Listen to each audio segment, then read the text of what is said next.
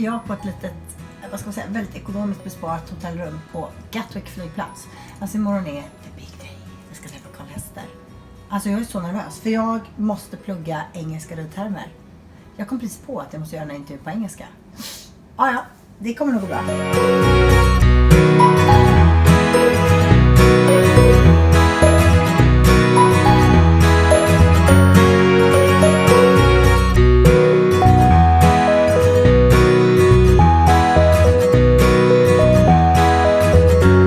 So, Carl Hester, what do you think about, what do you know about Swedish riders and Swedish horses?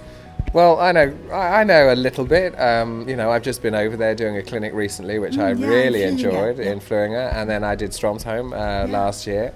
Both were wonderful experiences. We're very lucky that the English people and the Scandinavian people are quite similar in their sense of humour, and so that made life a little bit easier for me because when you're talking to a lot of people, as you can hear, I talk quite fast.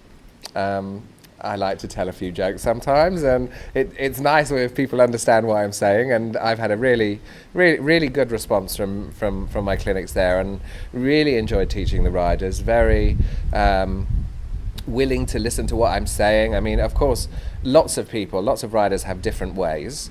Mine isn't the only way, but it's nice if somebody can understand what you're trying to say and apply it to what they're doing and see the differences. So I had a really good time there, and there were some lovely horses. And I enjoyed it. I hope to come back again. Oh, we really hope you do. Yeah.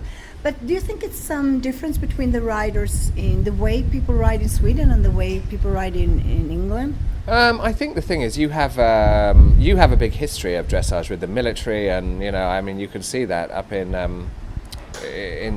some of your establishment. They're a lot older than what we have over here with horsemanship, and you have had, as you know, in the past, some very, very good and well-known dressage trainers and riders. So I think that your history is probably a lot longer than the British riders, and I think you have some very elegant riders there in Sweden. I mean, Tina Wilhelmsson is, I think everybody always says, what an elegant rider Tina is. I mean, the way she sits on a horse and presents it. I mean, she's one of those people that can make it look lovely and easy, and it's really nice riding to see that. And every country has to have somebody there that we can look up to, that you can see, this is what it's supposed to look like. So yeah, I mean, it's a country steeped in history for you. So now you're going to Sweden International Horse Show, and we're looking so forward, and we are so sad that your horses are going sick.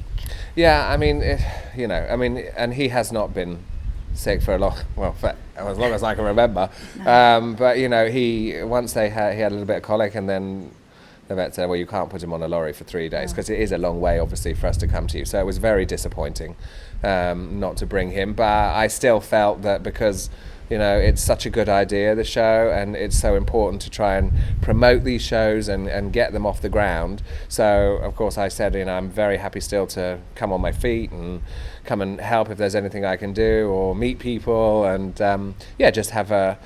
just be there if anybody wanted to ask questions. And I think Patrick has organised for me to do a little bit of something with him as well, and Isabel, which will be fun because they're great guys. We're all friends off the horses as well, so it'll be great to come and do that. And I thought it was important still to try and make an effort to come there.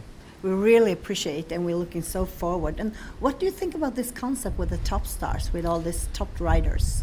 Well, it's a fantastic showcase for the sport, and the top riders are top riders for a reason, because they have a successful system, and many of us have been doing it for a very long time. I think it's always lovely to see riders on different horses as well, top riders on different horses, not just the big stars. And it's just, I don't know, it's inspirational, I think. I'm going to find it inspirational to watch them all riding. I always do anyway. Always try and make an effort at the big shows to go and watch the other people, because there's still so much to learn. None of us are getting 100% in a test, so there's always something missing, and something that we're trying to look for. And I always look at the other riders and, take ideas when I'm at shows. So I think for the public to be able to come in and see these riders working and how they train and how they present horses in tests, and probably, no doubt, there'll be a few problems as well, and they might feel a little bit better about that. like we already said, everybody has problems when they compete. So it's just a great gathering of really top riders, and I think everyone will enjoy seeing them. Yeah, and how do you feel about comment your colleagues? Is it hard to comment someone that you ride with or compete with, or you think it's going to be funny? No, I mean, listen, I am a rider, so I know how difficult it is, and I'm very much on the side of the riders. I'm not that sort of person that can stand there and, just critique everybody, because I know what it's like to go into an arena. I know what it's like when your horse is very nervous. I know what it's like when your horse is very young. I mean, it doesn't, you cannot do things perfectly. Sometimes competing, and riding horses is a stepping stone to the next level. And I'm aware of that. So I can comment on it. But I would also say, I imagine because of the situation we're in, or your horse isn't very old. I mean, you must.